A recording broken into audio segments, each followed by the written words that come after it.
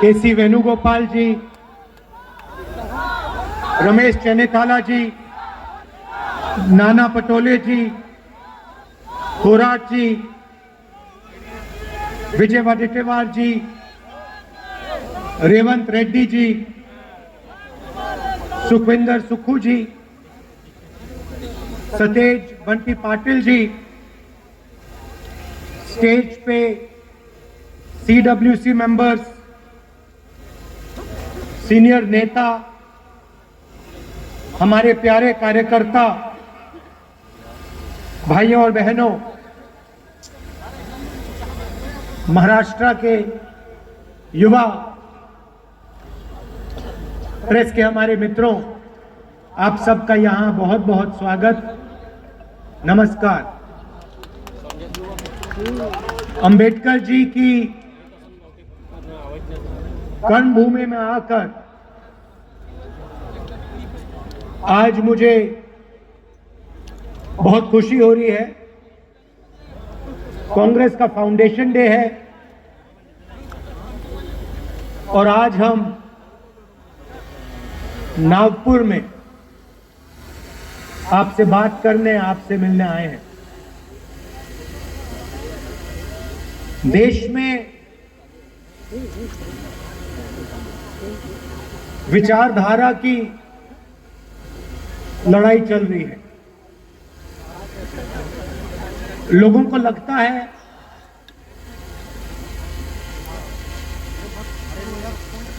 कि राजनीतिक लड़ाई है,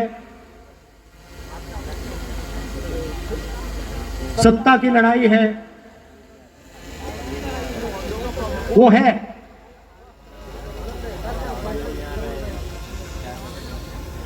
मगर इस लड़ाई की नींव जो है वो विचारधारा की,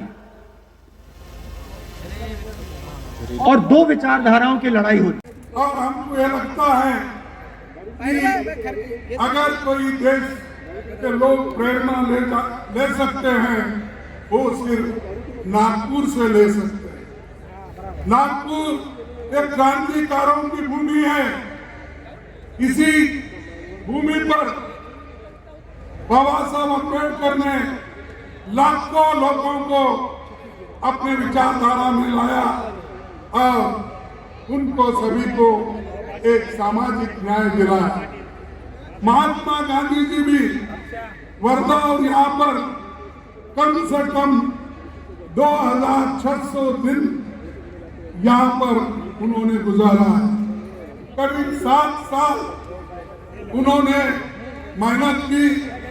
देश को आजादी दिलाने के लिए उनका काम यहाँ बहुत बड़ा है। देश के कोने कोने से लोग यहाँ आकर उनका सलाह लेते थे और देश को आजादी दिलाने के लिए क्या करना, इस विचारधारा का यहाँ पर बात होती थी। लेकिन भाइयों, यहाँ दो है, एक प्रोग्रेसिव यानी प्रगति पर विचारधारा डॉक्टर अंबेडकर की है, और दूसरे तरफ हमारे पीछे आरएसएस का बंगला है, क्योंकि आरएसएस भी जो पैदा हुई यहीं से हुई और आज यही आरएसएस देश को बर्बाद कर रही है। मोदी आरएसएस का झंडा लेके आगे जा रहे हैं और उसके पीछे आरएसएस है। इसीलिए आप सोचना चाहिए, आपकी बड़ी जवाबदारी है।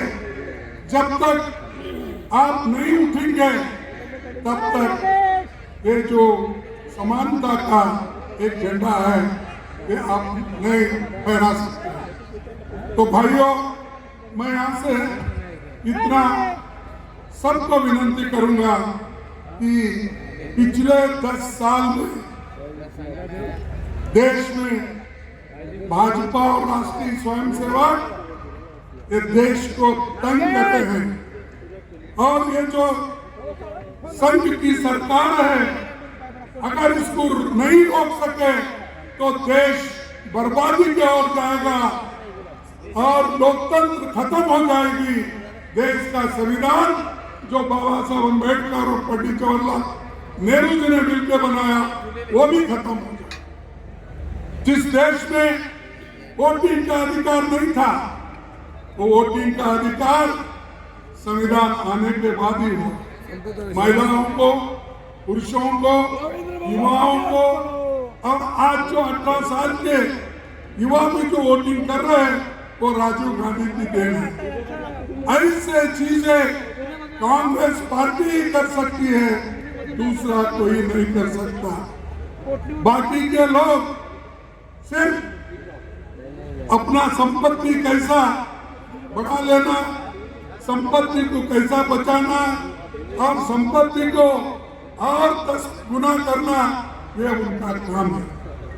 लोग ये कहते हैं और बार बार मोदी जी और उनके लोग देश की प्रगति हो गई, हम आने के बाद देश आगे बढ़ रहा है।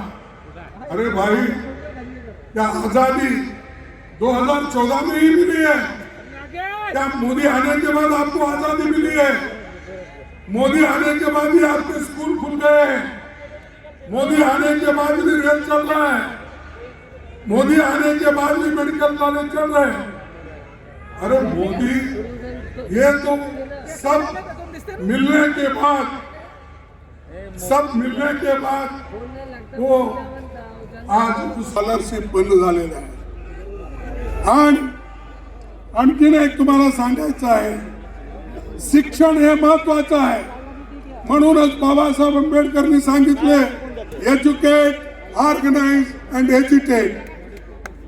शिक्षण घ्या, संघर्ष करा, एक व्हा, हे त्यांची वाणी आहे। ते आज आपण घेऊन चाललं पाहिजे। ते जर नाही घेतलं, तुम्ही विसरला, तर तुम्ही कुठेही राहणार नाही। जे काही मिळालं तेही जाणार आहे मोदीच्या सरकारमुळं, आरएसएसच्या लोकांमुळं। बंधुनो, आज खातरे में आज इतने इन्फ्लेशन, एवढा प्राइस राइज आहे,